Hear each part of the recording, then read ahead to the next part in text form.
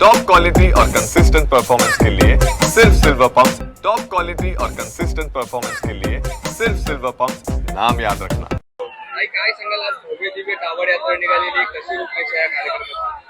आमचे बीजेपीचे पदाधिकारी नितीन भोईरजी यांच्या आयोजनामधून आज भोयदापाडा, टिवरी, राजावली या भागातनं भव्य अशी कावड यात्रा निघतीये।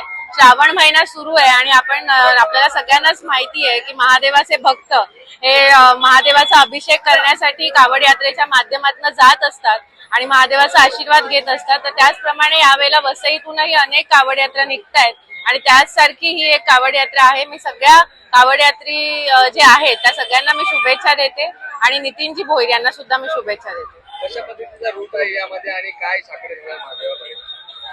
महादेवाकडे आमचं एकच साकडं आहे की वसईत गेल्या 35 वर्षापासून जो विकासासाठी संघर्ष करते, तो विकासासाठीचा संघर्ष वसईतल्या लोकांचा संपू दे, लवकरात लवकर वसईला चांगला विकास पाहण्याची संधी मिळू दे। आज त्यांनी विधानसभा आणि लोकसभेच्या माध्यमातून परिवर्तन घडवलेलंच आहे, पण पुढे सुद्धा स्थानिक स्वराज्य संस्थांच्या निवडणुकांमध्ये हे परिवर्तन घडवण्यासाठी आम्ही महादेवाकडे साकडं घालतोय, महादेवाकडे शक्तीची याचना करतोय आणि ती शक्ती महादेव आम्हाला सगळ्यांना निश्चित देईल अशी आम्हाला खात्री आहे। काय सांगाल, आज कावड यात्रा भव्य दिव्य निघालेली आहे, कशा पद्धतीची रूपरेषा आहे?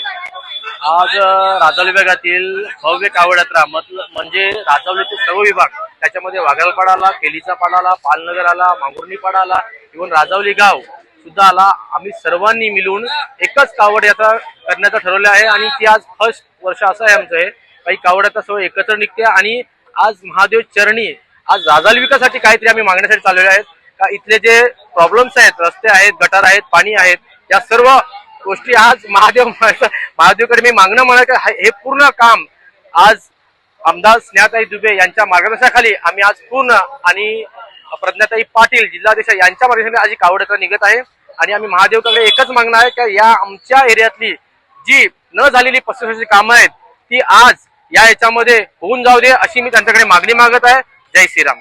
कशा पद्धतीची रूपरेषा आहे, किती जनसमुदाय यामध्ये सहभागी? आपल्या कावड यात्रेमध्ये कमीत कमी 1000 ते 800 लोक आता सध्या तरी आहेत आणि कार्यकर्ते तर भरपूरच आहेत आणि लोकांचा भरपूर सपोर्ट आणि प्रोत्साहन भेटलेलं आपल्या या कावड यात्रेसाठी। मी राजावली विभागातील सर्व माझ्या कार्यकर्त्यांना आणि इकडच्या रहिवाशांना मी मनापासून आभार मानतो या कावड यात्रेला त्यांनी आल्याबद्दल।